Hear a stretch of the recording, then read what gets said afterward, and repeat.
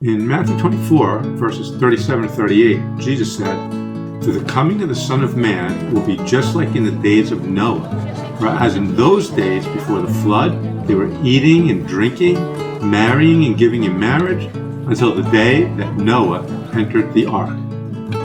In the same way, when the tribulation begins, people will be carrying on without any idea of the wrath that's about to befall them. We're going to talk about how God's wrath upon the world is not just about punishment, but also about mercy. But first, let's see what God's wrath will look like on the earth. We find out about this in Revelation chapter 6, chapter 8 and 9, at the end of chapter 11, and in chapter 16. As we go through those chapters, we're going to see what we call the wrath of God. It's the judgment of God against the people on earth who have turned from Him, who have disobeyed Him, who don't believe in Him, who don't think He exists. And so God is going to bring judgment upon those people in these last days. It's going to happen at the end of time, basically, right before God sets up His kingdom, right before a new heaven and a new earth. There'll be a 7-year tribulation period, and in that 7-year tribulation period, we're going to see God's judgment on the unbelieving world. We're going to notice that those judgments are coming in cycles. So the first cycle is the 7 seals in chapter 6. Now the trumpet judgments are going to go through chapter 8 into chapter 9.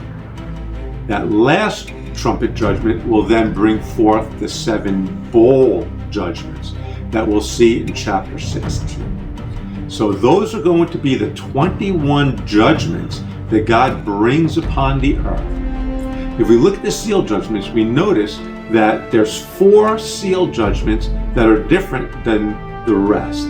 We call them the 4 horsemen of the apocalypse.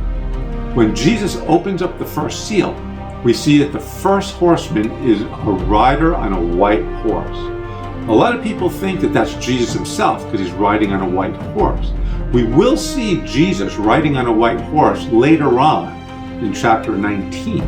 But right now, we recognize that this is not Jesus. This is at the beginning of the 7-year tribulation period, where Jesus is going to come at the end of the 7-year tribulation. So who is this?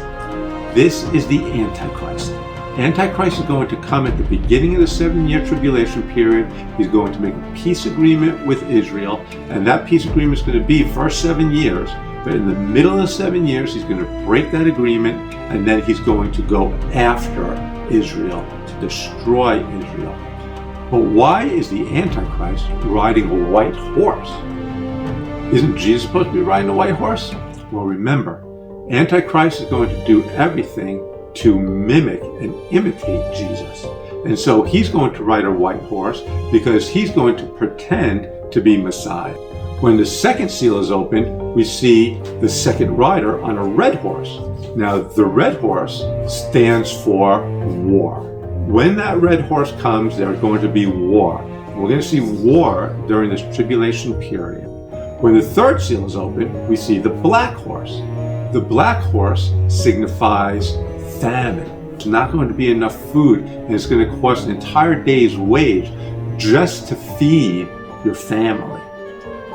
When the fourth seal is open, we're going to see death.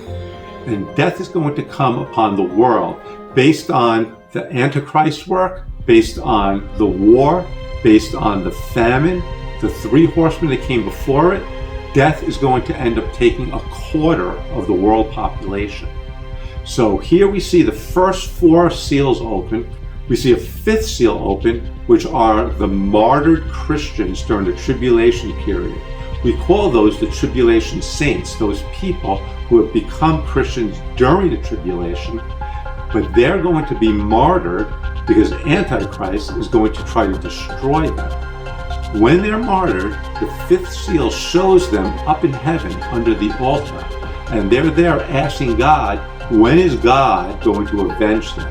And here's a reality, whether we are one of the tribulation saints or whether we're Christians today, when we see people doing evil upon the world, we feel like God needs to avenge that. God's justice needs to come down upon that.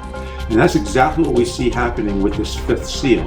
The martyred tribulation saints are asking God to avenge them, to bring justice to their cause.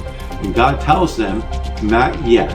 We need to wait until all the number of those who are going to be saved are ready. They'll be in 7 years at the end of the tribulation period.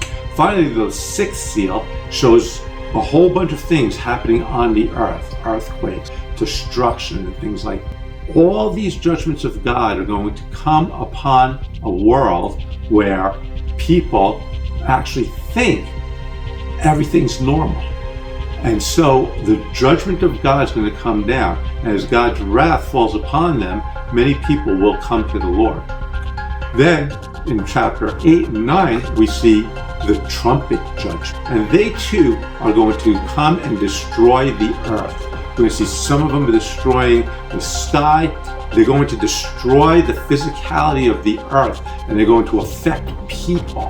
We're going to see demons come out from the abyss and attack unbelievers. We're going to see the 7 trumpet judgments are going to show God's wrath upon the people in a way that will bring a lot of pain and difficulty.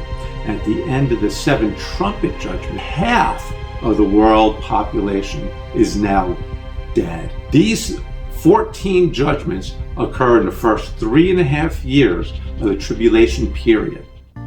The bowl judgments are going to occur in the last 3.5 years of the tribulation period. Those bowl judgments are going to be poured out in chapter 16. And what we see there is that people are going to be affected with boils. We're going to see the waters are going to turn into blood. We're going to see the skies are going to change, and darkness is going to come, and heat's going to come down. We're going to see waters are going to be evaporated, and we're going to see a great earthquake that's going to shake the earth. So these 7 judgments are going to be so bad that people are going to look up and they're going to curse God because of it. But what we notice in these bowl judgments is 3 times we see people recognize the judgment of God upon them, but they don't repent. Instead, they curse God, which is very different than what we see in the first half of the tribulation. In the first half of the tribulation, as the 14 judgments come, we see that many people come to the Lord. A great number come into the kingdom. And much of it is because of the preaching that's going to be happening, which we'll talk about next time. But it's also going to come because people are going to recognize God's wrath and they will repent. Many won't, but many will. And what we can see from that is the hardness of heart that happens between the first half of the tribulation and the second half of the tribulation. But that brings us to the point I made earlier, that this wrath that God's bringing down is judgment upon the world. It is judgment upon the world, but there's actually a second purpose. The second purpose is to show people that God is actually a merciful God. If they receive Jesus during that period, God forgives them. He brings them into his family and adopts them as his own children. And those are the tribulation saints that we see in the 5th seal judgment. And so we see that God doesn't treat them any differently. Jesus gives a parable where at the beginning of the day, people come to work, and in the last hour, people come to work, and at the end, they all get the same reward. And that is true here. We don't want anyone to have to go into the tribulation period and deal with that wrath that God's going to bring upon the earth.